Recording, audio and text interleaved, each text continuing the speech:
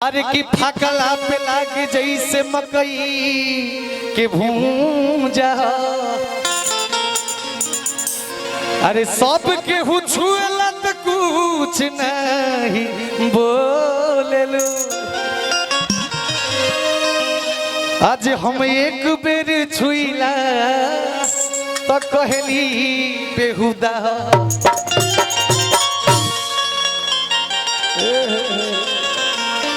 अरे की नजरिए हया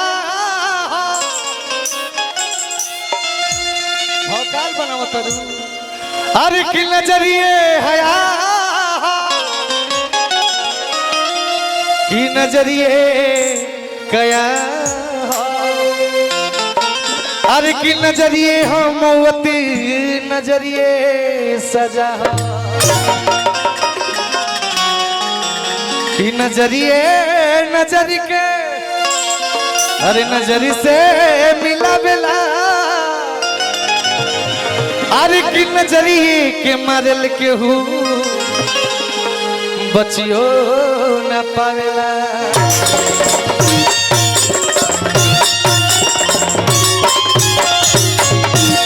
पूरा हमार कैमरा वाले भैया लोग मीडिया से जो भी भैया लोग आयल बनी सबके दिल से प्रणाम बा।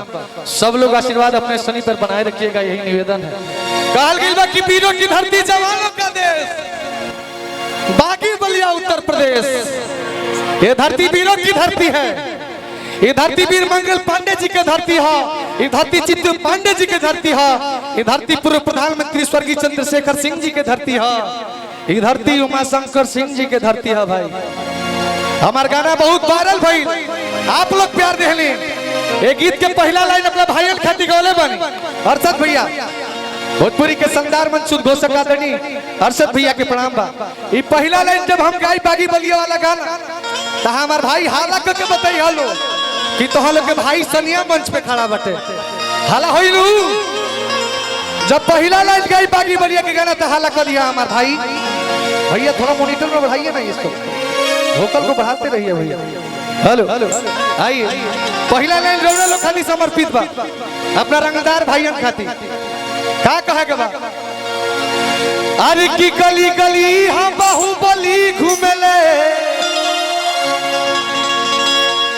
कि लेके एक नालिया तू नाली घूमेले।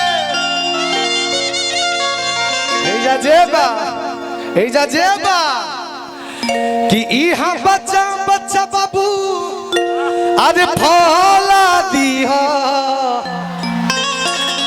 एक बार बलिया के नाम पर जोरदार हाला होता भाई।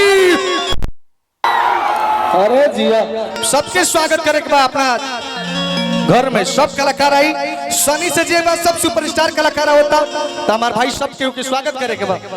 भैया हमार गौनई वाला भाव रही। अरे की हाँ बच्चा बच्चा बाबू फौला दिया। काराजल भैया कि सब जिला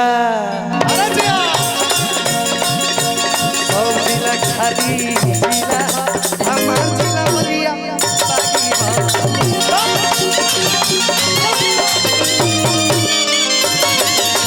सब जिला खाली जिला हमार जिला बलिया।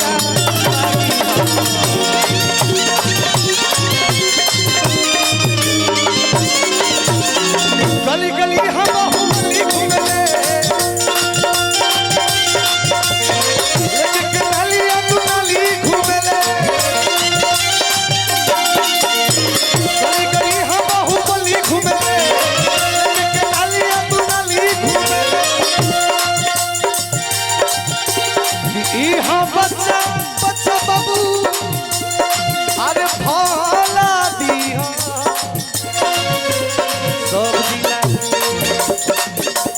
सब जिला खाली जिला हो हमार जिला बलिया। अरे बागी हो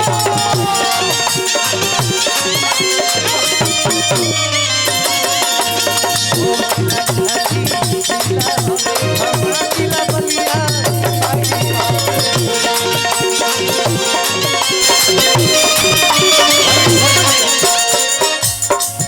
जहाँ डाल डाल बड़ी सोने की हम बसेरा भारत देश है मेरा।